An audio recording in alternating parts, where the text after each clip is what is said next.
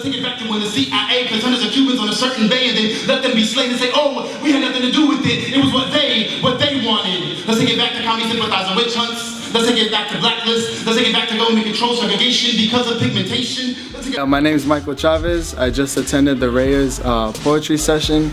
And first and foremost, I'd like to thank him so much for bringing this session to us, because it truly inspired me to get involved with art and poetry. I mean, I've always loved writing, but I never really had the courage to write.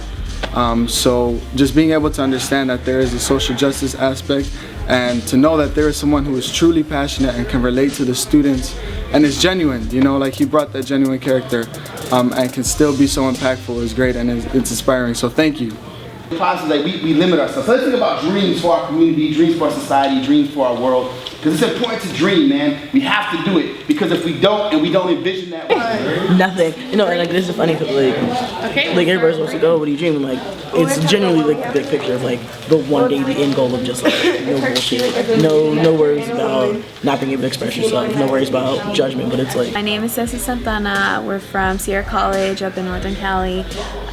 What I thought about the workshop was that it was really inspiring to hear from one Chicana to another Chicano, somebody talk about social justice and equality in such a passionate way, and using poetry as that art form to get people pumped up to actually listen and to actually want to do something about it. So I thought it was really inspiring. If we didn't have ghetto, we wouldn't have Langston Hughes, wouldn't have the Harlem Renaissance. We wouldn't have a space in Humboldt Park where people are poets. We wouldn't have the New Eurekan Poets Cafe. We wouldn't have the Last Poets. We wouldn't have hip hop each other. A ghetto has community, has history, has stories, has a wealth of resources within the community. A ghetto has produced some of the greatest art in all of history. It comes out of our experiences of being black and Latino. If we think about spaces like Denver, where are the most vibrant areas if you go to the areas where there's Latinos and blacks? You go to Harlem, right? If we think of East LA, Boyle Heights, those are places that are ghettos, but they produce the most culture.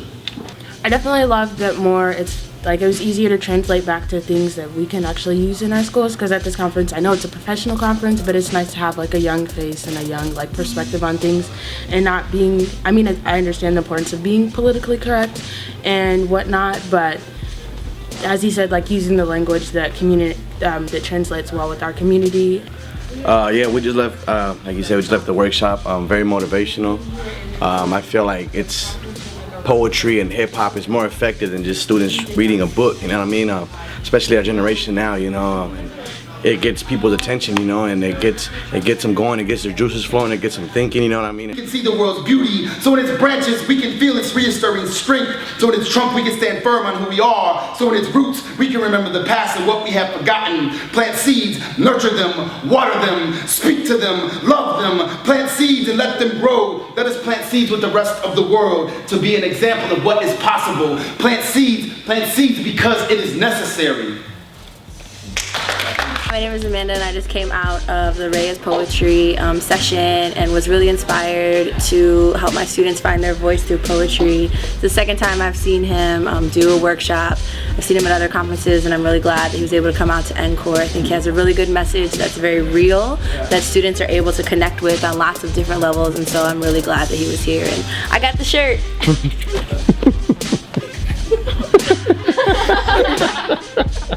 Okay, that's all I'm gonna